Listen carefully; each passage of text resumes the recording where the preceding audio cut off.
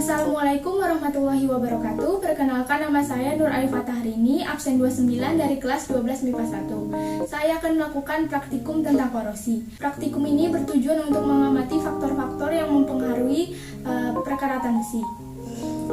Alat dan bahan yang dibutuhkan dalam praktikum ini adalah gelas plastik yang sudah diberi label, paku, sendok, plastik dan karet, air panas, air biasa, cuka, dan garam dapur.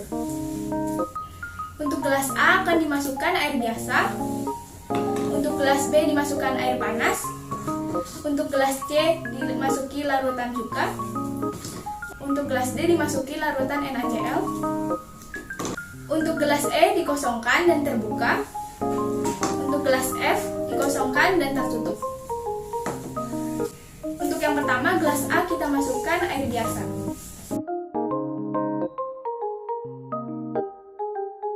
Yang kedua, untuk gelas B kita masukkan air panas.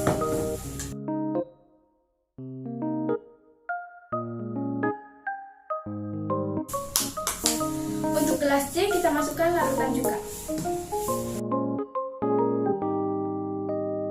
Untuk membuat larutan cuka adalah memasukkan air biasa dan memasukkan 2 sendok makan cuka.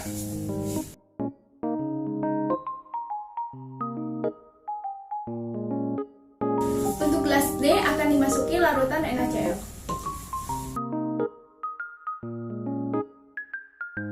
Untuk membuat larutan NaCl adalah memasukkan air biasa dan 1 sendok makan garam dapur.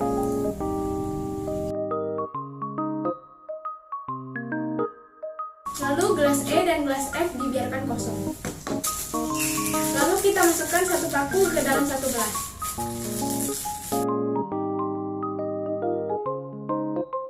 Lalu kita tutup gelas F menggunakan plastik. Lalu plastik ini dikaretkan.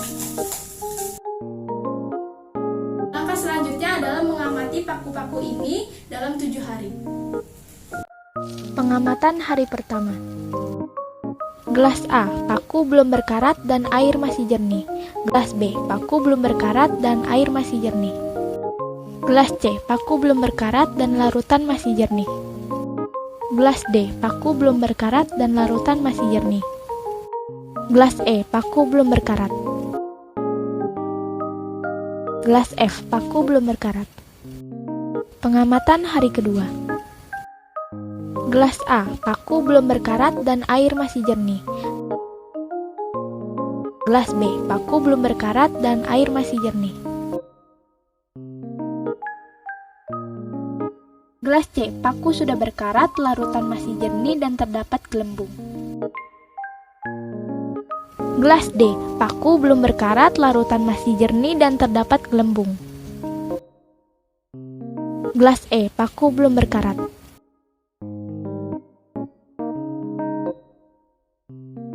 Gelas F, ujung paku sedikit berkarat. Pengamatan hari ketiga. Gelas A, paku belum berkarat dan air masih jernih. Gelas B, paku belum berkarat dan air masih jernih. Gelas C, paku sudah berkarat, larutan masih jernih dan paku terlihat mengeluarkan gelembung. Gelas D, paku belum berkarat, larutan masih jernih dan terdapat gelembung. Gelas E, paku belum berkarat. Gelas F, ujung paku sedikit berkarat. Pengamatan hari keempat. Gelas A, paku sedikit berkarat dan air masih jernih. Gelas B, paku sedikit berkarat dan air masih jernih. Gelas C, paku sudah berkarat, larutan masih jernih dan masih terdapat gelembung. Gelas D, paku belum berkarat, larutan masih jernih dan masih terdapat gelembung. Gelas E, paku belum berkarat. Gelas F, paku sedikit berkarat.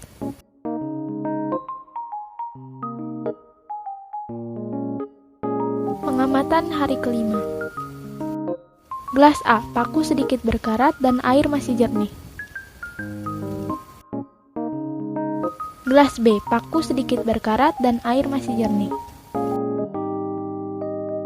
Gelas C, paku sudah berkarat, larutan masih jernih dan gelembung menjadi sedikit. Gelas D, paku belum berkarat, larutan masih jernih dan masih terdapat gelembung. Gelas E, paku belum berkarat.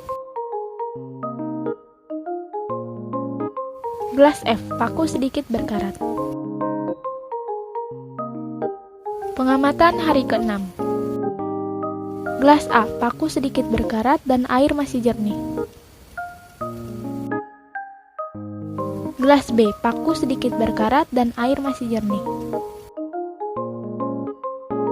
Gelas C, paku sudah berkarat, larutan mulai menguning dan gelembung muncul ke permukaan air. Gelas D, paku belum berkarat, larutan masih jernih dan masih terdapat gelembung. Gelas E, paku belum berkarat. Gelas F, paku sedikit berkarat. Pengamatan hari ke-7. Gelas A, paku sedikit berkarat dan air masih jernih.